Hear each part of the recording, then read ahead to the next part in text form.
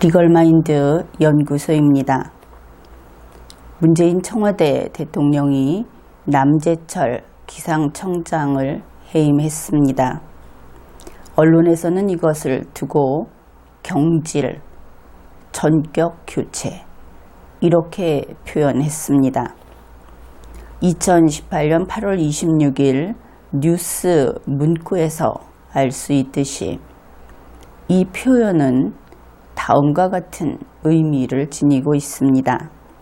경질 또는 전격 교체라는 것이 당초 인사 대상이 아니었지만 전격적으로 경질성 인사를 실시했다.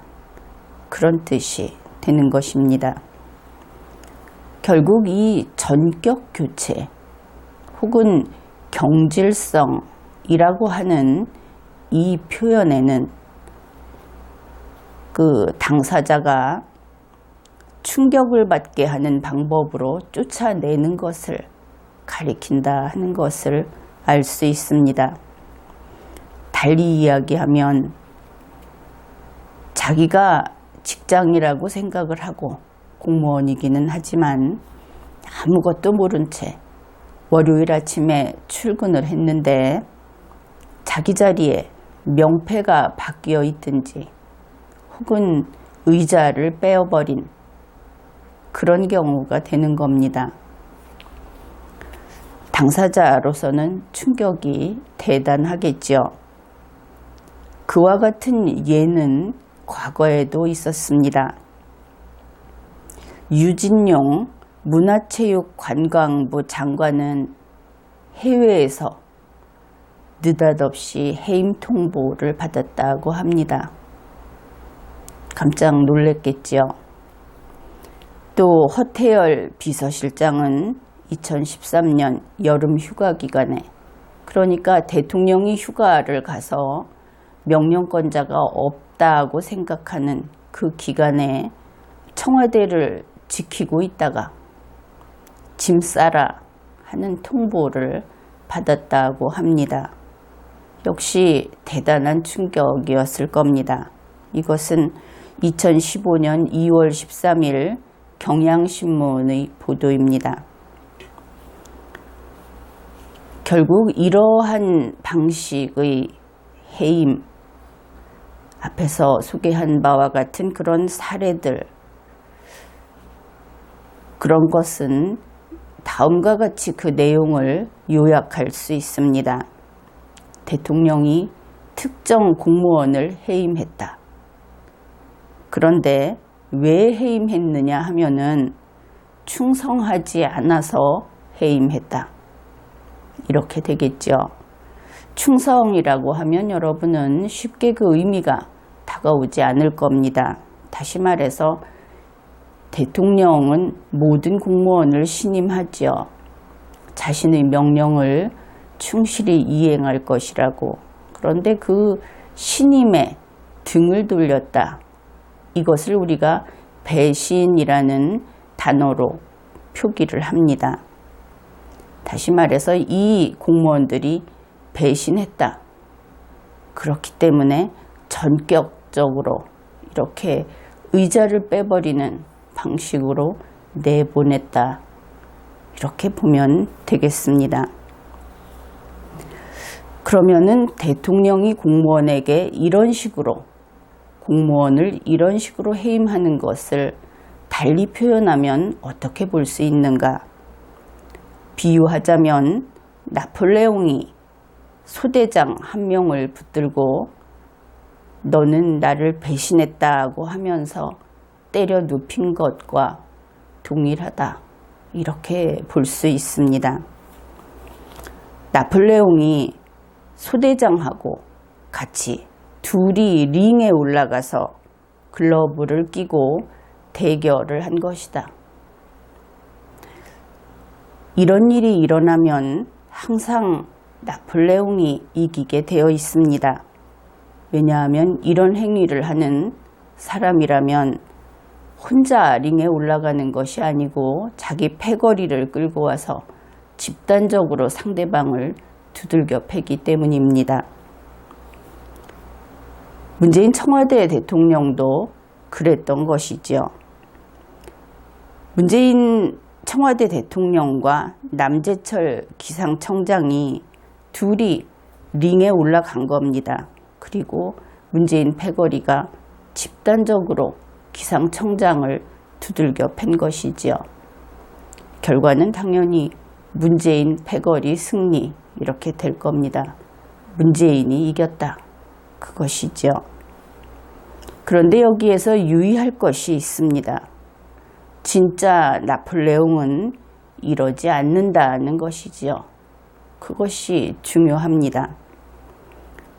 링에 올라가면 그런 자가 나폴레옹이겠습니까?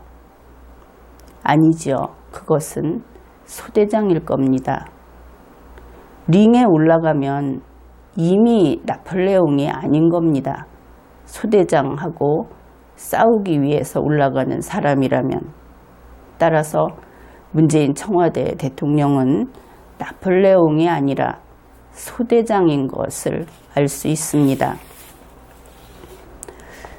문재인 청와대 대통령이 황수경 통계청장을 전격 경질했습니다.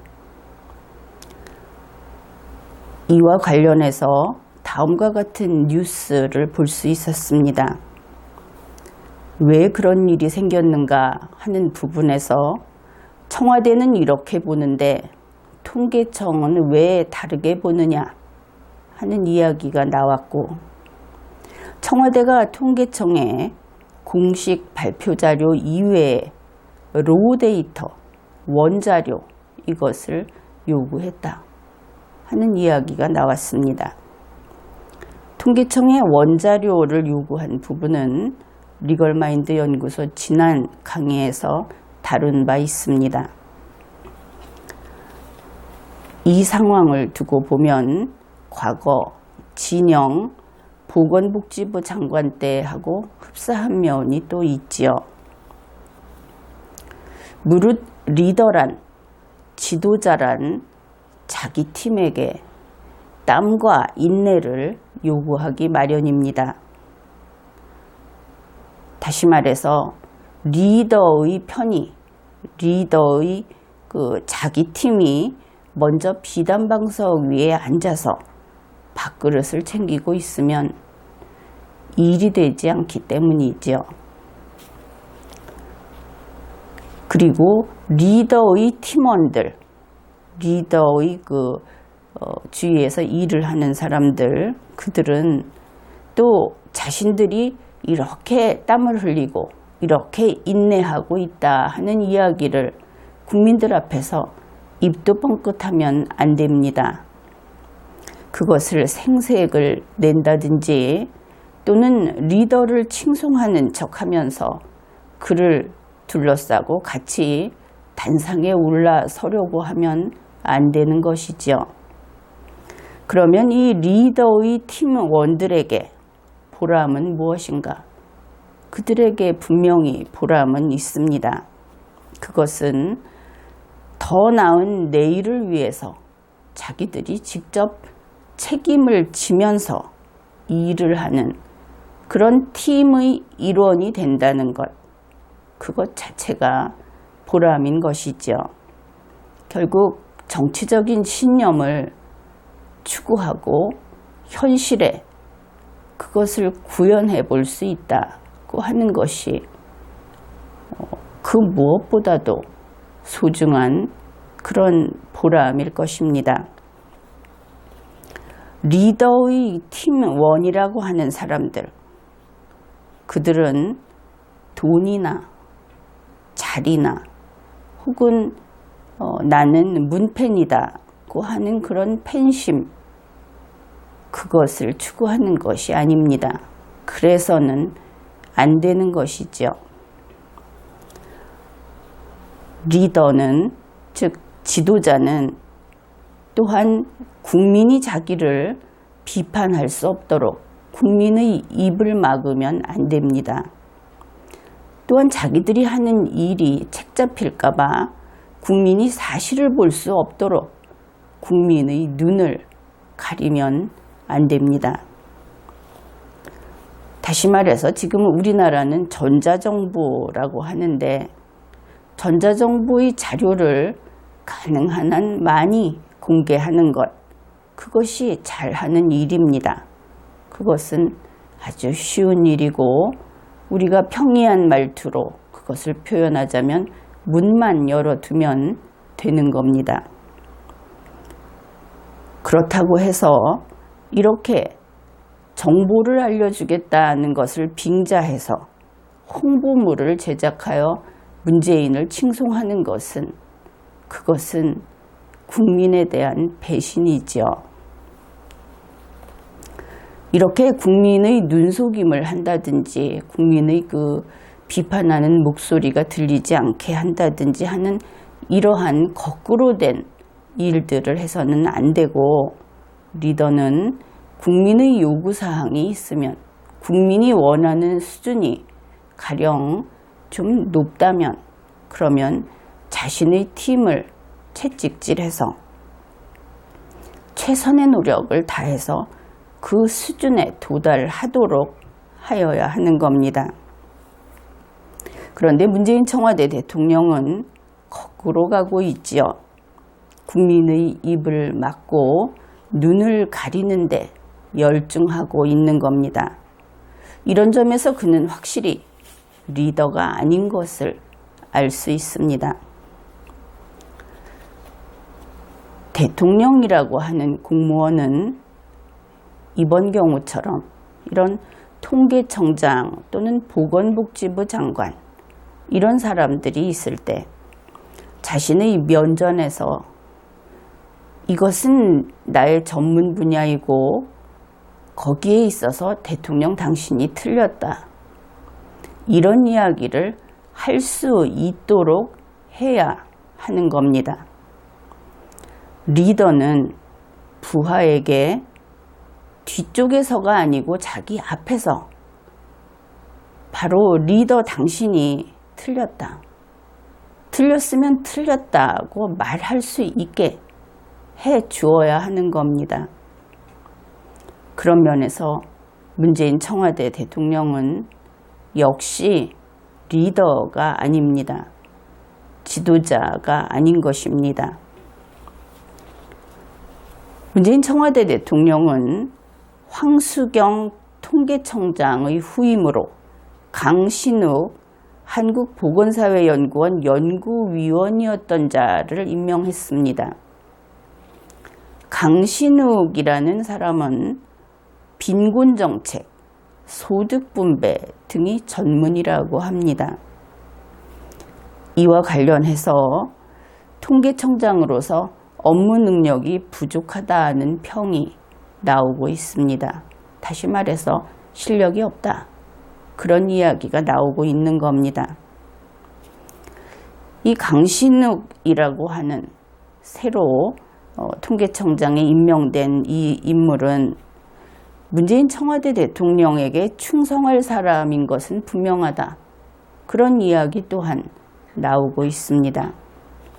2018년 8월 29일 중앙일보를 참조하면 될 것인데, 문재인 청와대 대통령에게 누를 끼친 통계청의 데이터를 내부적으로 검토하겠다고 밝혔다는 보도가 있는 것입니다.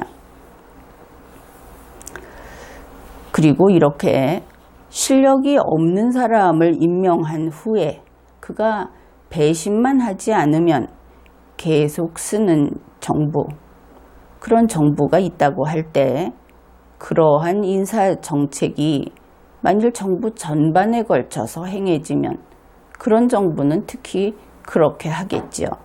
만일 그렇다면 그런 정부는 계속 안정적으로 실력 없는 정부로 있게 됩니다. 안정적으로 실력 없는 정부가 된다는 것이 가능한가? 공무원 중에는 실력 있는 사람도 많이 있을 텐데 이런 의문이 생길 겁니다. 바로 그 부분에 있어서 어째서 그들이 안정성을 확보하는가? 그것은 실력 있는 공무원을 쳐냄으로써 그러한 실력 없는 평준화, 그러한 안정성을 확보합니다. 그리고 역사적으로 국민은 이런 정부를 반드시 해체했던 것을 우리가 알고 있죠. 앞에서 문재인 청와대 대통령은 나폴레옹이 아니다. 그는 맞서서 싸울 상대방과 똑같은 소대장이다. 이렇게 이야기를 했는데 그것이 부하 직원, 소대장하고 맞서서 싸우는 소대장급의 문재인, 거기에 그치는 것이 아니고 얼마 있지 않아서 자살할 것처럼 보이는 소대장으로 보인다는 것, 그것이 우리로서는 더 큰 문제라고 하겠습니다. 어째서 그러한 초조함, 그러한 그 종말적인 모습을 읽어냈는가? 그것은 자기 부하를 직접 링에 올라가서 집단 테러를 하고 그러한 행위를 주도하고 그뿐 아니라 거기에 더해서 뒤에서 한 번 더 치는 것을 보았기 때문입니다. 중앙일보 보도에 따르면 경질된 황수경 통계청장이 이런 이야기를 했다고 합니다. 내가 윗선의 말을 잘 듣지 않았다. 결국 명령권자의 명령에 잘 따르지 않았다. 이런 뜻이 되겠죠. 그런데 그런 일이 있고 나서 김의겸 청와대 대변인을 내세워서 정례 브리핑을 했습니다. 그러니까 황 청장이 한 이야기, 황 전 청장이 한 이야기에 대해서 그건 그분의 생각이다 하는 브리핑을 대변인을 시켜서 굳이 했다는 것이죠. 리걸마인드가 있는 국민들은 여기에서 탄식할 겁니다. 아무리 실력이 없고 아무리 변변찮은 그런 청와대 대통령이라고 하더라도 이제 저 상태까지 이르렀구나. 그렇게 개탄을 하겠죠. 속어를 빌어서 이야기를 하자면 황 통계청장은 잘린 사람입니다. 그런데 문재인 청와대 대통령은 청와대에 앉아 있으면서 그 잘린 사람의 등 뒤에 도끼질까지 한 셈입니다. 문재인 청와대 대통령은 왜 그렇게 사람에게 끈질기게 원한을 품는지, 왜 그렇게 신경이 바늘끝 같은 것인지, 국민은 문재인 청와대 대통령이 황수경 씨를 쫓아냈다고 하는 사실을, 그러한 정보를 입수했습니다.